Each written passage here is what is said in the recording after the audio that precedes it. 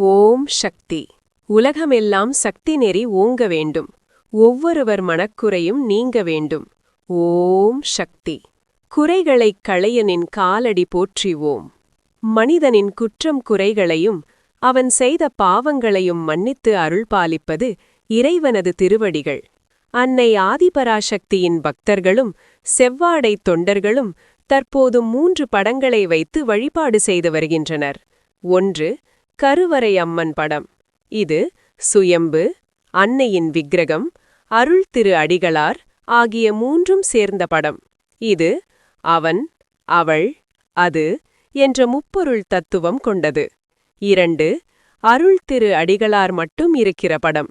குருவை வழிபட்ட பிறகே இஷ்ட தெய்வத்தை வணங்குவது மரபாதலின் இந்த படம் வைத்து வழிபாடு செய்யப்படுகிறது. 3.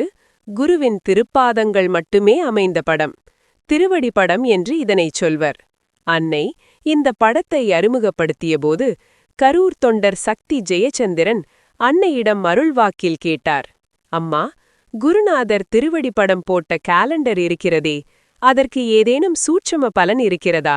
அதனை தெரிந்து கொள்ள ஆசைப்படுகிறார்களே என்று கேட்டபோது அன்னையின் கண்கள் ஆனந்தத்தால் விரிந்து குவிந்தன. இதழ்களில் ஒரு மென்முறுவல். இது பற்றி ஜெயச்சந்திரன் எழுதுகிறார். குருநாதரை பற்றி வெள்ளை மனத்தோடு நாம் கேள்வி கேட்டாலே அம்மாவிற்கு ஆனந்தம் பொங்கிக் கொண்டு வந்துவிடும் போலிருக்கின்றது.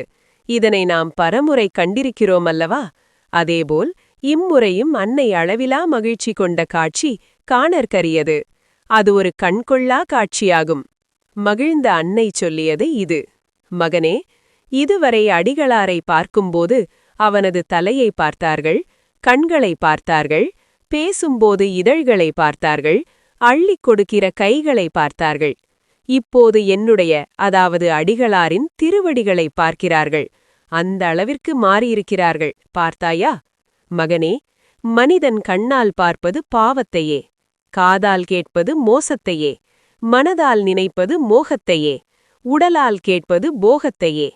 தலையிலிருந்து கால் வரை அத்தனையும் தாங்கிக் கொள்வது எது தெரியுமா மகனே என்று அன்னை வினவ, அத்தொண்டரும் அம்மா, பாதங்கள்தான் அம்மா என்றார். அன்னை மறுபடியும் அது யாருடைய பாதங்கள் என்று கேட்டாள்.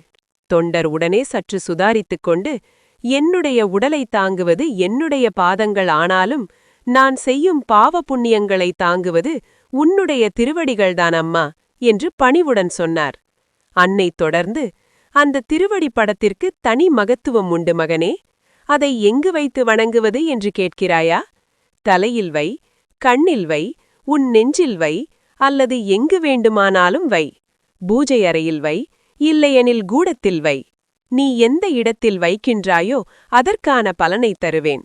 உன் எண்ணத்தில் திருவடிக்கு என்ன இடம் கொடுக்கிறாயோ அதற்கான பலனை தருவேன்.